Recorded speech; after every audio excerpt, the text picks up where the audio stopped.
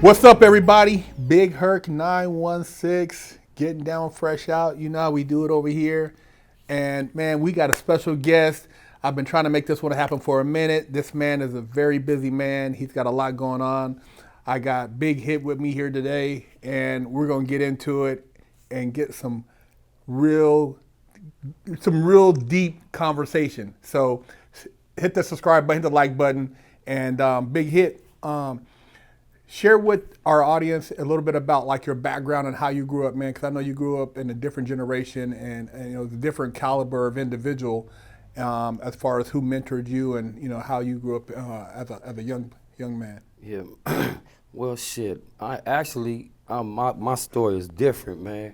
I wasn't forced into the streets like a lot of dudes, a lot of homies that you know what I'm saying I grew up with. You know what I'm saying I was spoiled rotten by my dad.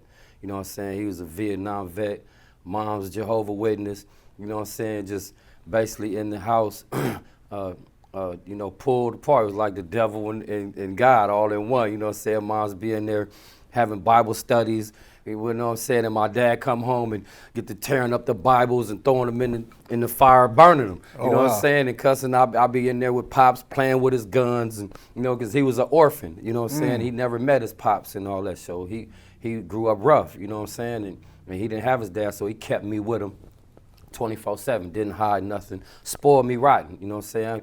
I'm stealing his weed, smoking weed at 5, busting his bottles at 6 or 7, you know, alcoholic by 11 or 12. So I grew up fast, and it got to the point where they tried to tame me and just by, you know, keeping the Bible, you know, principles and, you know, don't spare the rod type shit and just beat my ass constantly. I got 2 or 3 ass whoopings a day by my mom and my dad. You know what I'm saying? And that kind of drove me away where I started running away at 11, 12 years old, you know what I'm saying, going to the streets. And then when I did do that, I started messing with older females and dudes and, you know, jumped in the game. And like I say, I didn't get jumped in the game. You know, I was already putting in work before I even knew I was putting in work. Just hanging out with niggas that was already gang banging older dudes, and I was the shooter and gunning at will.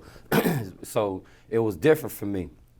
But, you know what I'm saying, that's basically the basics of it. And then I got caught up, you know what I'm saying, got caught and then went to the feds, you know what I'm saying, I got 24 years, you know what I'm saying, for like 3 kilos, 15 guns and all that shit.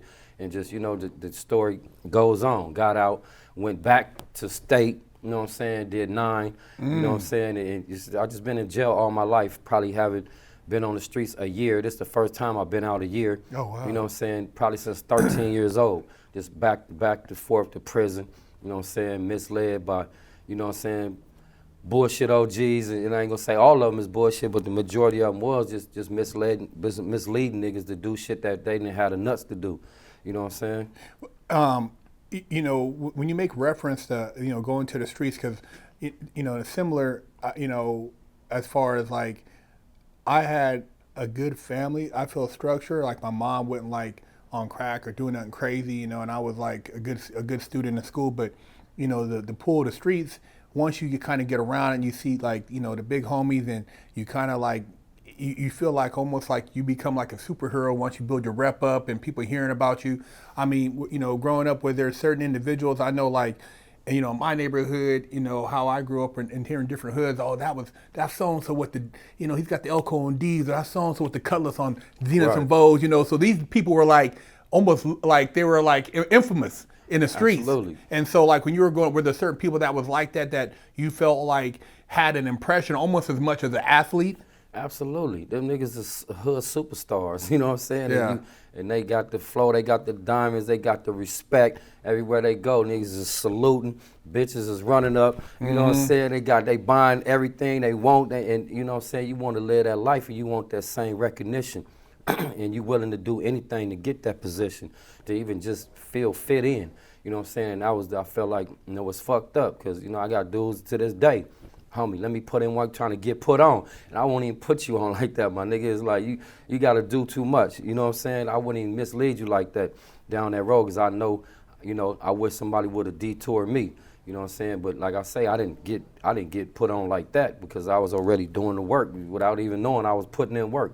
You know what I'm saying? Now, do you feel like there was maybe something, if there was something else during that time period that you would have maybe been exposed to in retrospect. 'Cause I know when I was sitting in the pen, I used to just think back like, damn, maybe if I would have been around this, I would have got into that. Is there things that you thought, thinking back that maybe had you had access to or been exposed to, it maybe would have changed your trajectory? And in a sense, as far as instead of going one way, because I know I'd be sitting sometimes in juvenile hall looking around like, what am I doing here? And then it's like, but I didn't understand it. I was young and I knew it wasn't right, but I didn't have nothing else to kind of reflect to. Well, I can't say that because, like I say, I was spoiled. My dad rolled out the red carpet for me, literally. I played fucking basketball, baseball, football, you know what I'm saying, karate. I got trophies this big, you know what I'm saying. I went to auditoriums and did all this shit. Swimming, Wow. nigga, hockey. I'm one of the only few niggas that probably play hockey. You know what I'm saying? I done did it all. So I was exposed to all that. You know what I'm saying? But you know what I'm saying? But when you in the hood and you looking up to these dudes, you want to live that life, and it's like a brainwashing. You know what I'm saying? And that when you up in there, it was like I wanted to go to prison. You know what I'm saying? And that it was an adrenaline rush. You know what I'm saying? The whole gang banging aspect, period. You know what I'm saying? The fighting, the whatever you're doing, the stabbing. It's a demonic trance. You know what I'm saying, that you in. And to snap out of that, I think dudes would have to. You have to be a hell of a strong individual, a mentor to really break that, you know what I'm saying? And dudes that do look up to people, they're not gonna look up to the preacher, you know what I'm saying? They're gonna look up to this role model that, you know what I'm saying, some athlete that's already balling out of control because they don't see it in them. The truth is in the eyes, you know what I'm saying? They can really read you. It's like a dog smelling fear.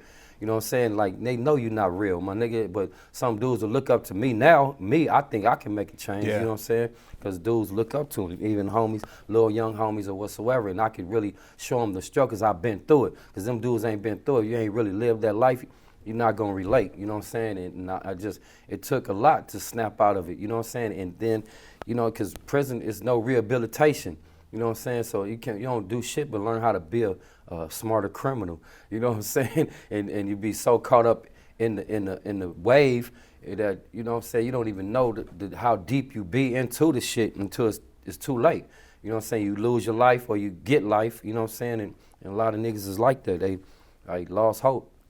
You make a great point because, while you're talking, I'm just thinking about, like, when I first went to the park and I shouldn't have been up there, but I see the big homies over there drinking 40s, they slapping bones, they selling dope too. Then this dude, he fresh out, he got the lokes on, this nigga on swole, he just got out of Folsom or thing. And you like, damn, I'm scared to death, but I'm out here not trying to look scared and trying to be around these dudes. And these dudes are like 20 years my senior. And, if had it been maybe somebody like yourself, myself, and be like, man, come here, what are you doing over here? And just really, putting it down, that respect goes higher than the family. You know what I mean? Because it's on the street. A street dude telling you something, you're going to take it a little bit different than what, even though your dad was your dad or my mom was my mom, you're going to look at it, listen to it differently. That's why it's so important to have people like you come on the platform because, in the boys ranch and in why, bang, that was like, it was exciting and you thought it was something cool, but you realize like, dude, it's not really, you look at all the time, you know what I mean? Man. It's not really that cool. Hell no, it's not cool, man. And like I say, it's a trance, man. And when you in there, you kind of like just fall into the routine unconsciously. You know what I'm saying? Before you get caught up, it'd be too late. You're just so deep into it. You be just too deep into the game. You know what I'm saying? Just even now, it's like before I got out. You know what I'm saying? It's like I lost all my privileges. You know what I'm saying? From phone to the visits to the packages, the food, even the yard. You know what I'm saying? It got to the point where like, fuck it, I don't even want to go out to sell. Like, I can't go out anyway. Wow. You know what I'm saying? But I got accustomed to just staying in. I wouldn't even go to a shower. You know what I'm saying? Because all the bullshit was going on. Even though I was isolated and I couldn't go to the yard or whatever, but they broke them family ties. You know what I'm saying? It got to some points where you be in the hole, you can't even get a stamp. You can't even get the free envelopes. The police don't want to give you that shit. Yeah. And so that broke family ties and got my peoples, my own family like, no, fuck this nigga. This is what he want to do. They thought I just loved prison. You know what I'm saying? And it gave that aura. They like, man, he's lost. He's a lost cause. Even my dad, you know what I'm saying, was like, fuck it, we lost him to the streets, When you first caught your Fed case, I mean, you was 19, man. That's hella young, man. I mean, I remember seeing dudes come in there, and it's like, dude, it's like, I used to be like, damn, these dudes right here. And I mean, it's a different type of energy. And like, what was Yeah. it like for you going into the Feds at 19 back then? Because the Feds back then, it was like Goodfellas. It was like the mob. I mean, it was different. Yeah, it was different, and they probably wasn't used to my kind and dudes like me, you know what I'm saying, just the gang bangers, because the Feds had all the ballers, you know what I'm saying, like you said, the mobster type dudes, the fraud, the credit card fraud niggas, you know what I'm saying, and the Washington D.C. dudes probably the most grimy niggas in there, because they was that's their state. The Feds is their state, so you see them dudes in there for bullshit, stealing shit, you know what I'm saying, the bodies and, you know what I'm saying, theft and, you know, petty crimes and shit, but they was in the Fed, but us, we had to be in there for high level crimes, you know what I'm saying, that was really about something. Like, they was on me since I was 17. I went on a run at 17, you know what I'm saying, I already had bricks at 15, you know what I'm saying, so I was already in the game doing it, and they was on me, and I used to be tripping like, damn, why the police on me so hard, you know what I'm saying, and they was on me back then. You know what I'm saying? And they just waited till I turned 18. You know what I'm saying? Wow, they charged you as an adult. Yeah. So I went on the run. I was going to New York and Chicago, you know what I'm saying, Miami, doing my shit. And the whole time they was on me. Wow. And they were just trying to just build and build and build. That's what they do. They let you hang yourself. And when I finally did get caught up, just luckily I only got caught with 3 kilos and like 15 guns. But it was like, you know, they got, you know, guidelines, and then they stole dope, and they only turned in like 9 ounces, luckily, you know what I'm saying, and I only got charged with 9 ounces, but it was enough to stretch me out, you know what I'm saying, and they tricked me, think I was facing life and all this shit, which I was. It was 10 to life, you know, but they had guidelines because it was hard. It was 100 to 1. It was different scenarios. Crack, if it was cooked up, it's 100 to 1 ratio as opposed to just the you know, powder cocaine. This shit is all the same for real. But, you know, they targeted the blacks and they got that changed, but, you know what I'm saying, it's still a factor, you know what I'm saying, to cook cocaine. But at that time, they was already on me. And when I got caught up, you know, I played out, you know what I'm saying, thinking Did you have any good legal advice? Fuck no. You know, they took all my money. Everybody that I called that had my bread, my aunties and all them, had safes full of bread. You know, everybody I called, they kicked their dough in. Poof.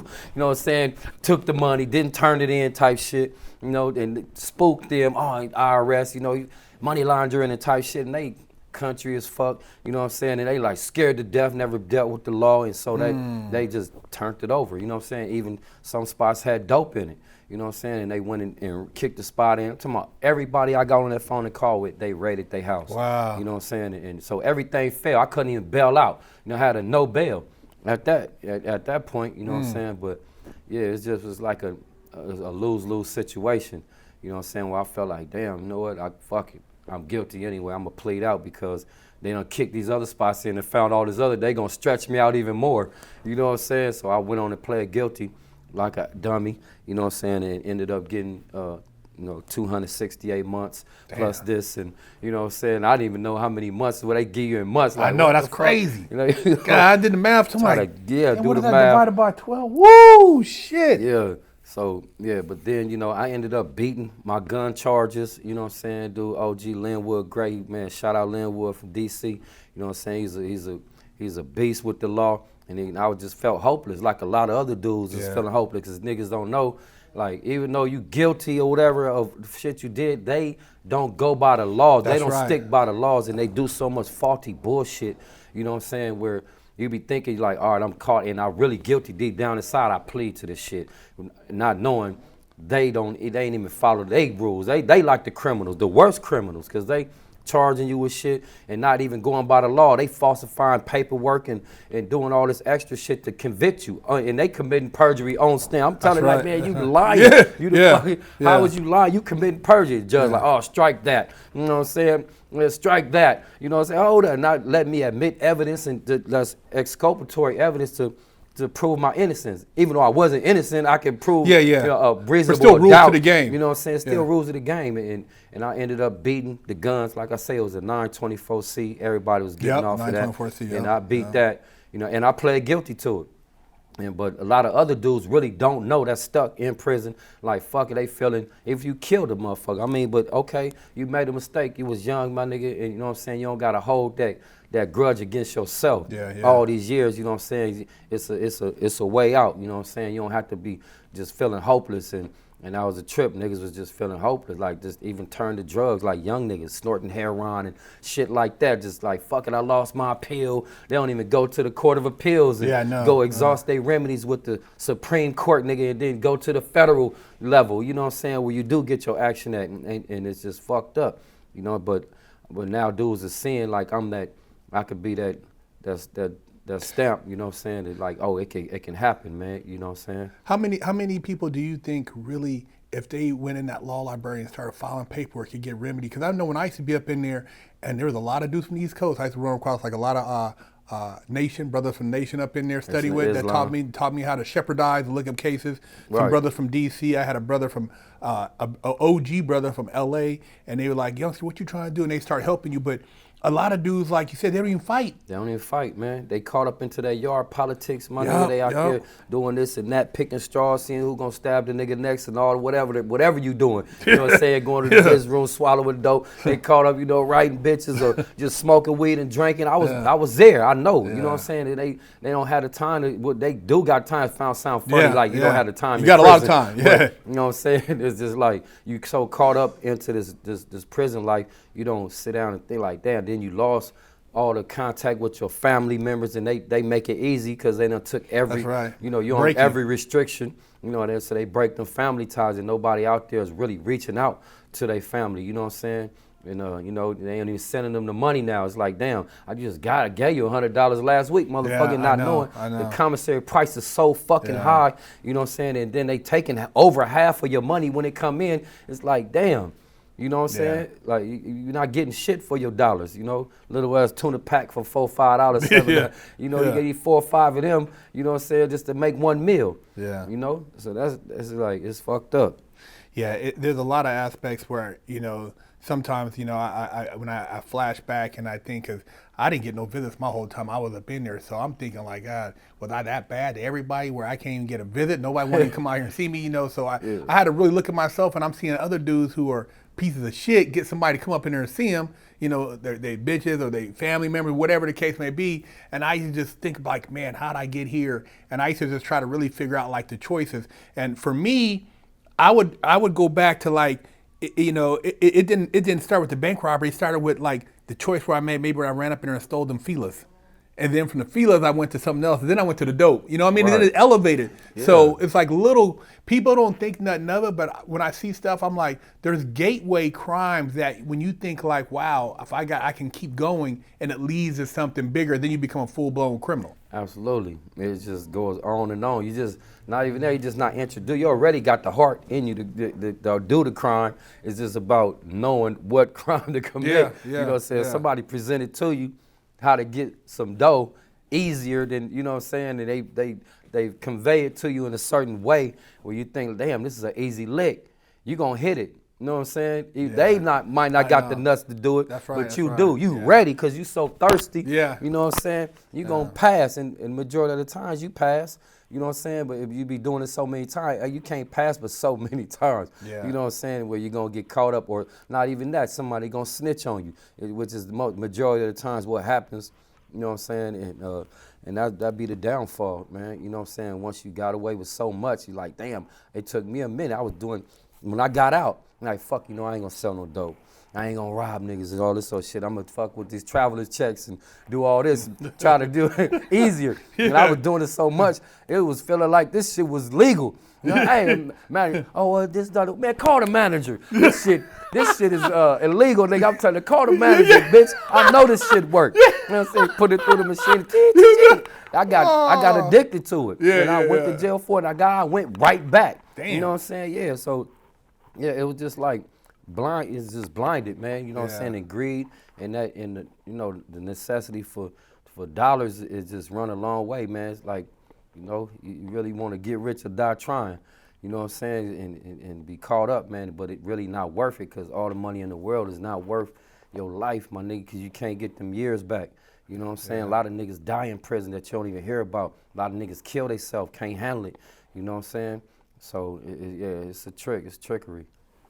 You know, one of the things I trip off of too, like a lot of people don't think about like the people who go crazy. I've seen people like literally, you know, so much whole On time. medication. It's like, you know, you go and you see a dude and he's out and you're like, you know, who's that? Oh, he was so and so. He just got the hole, and you can see like his mind is he's done.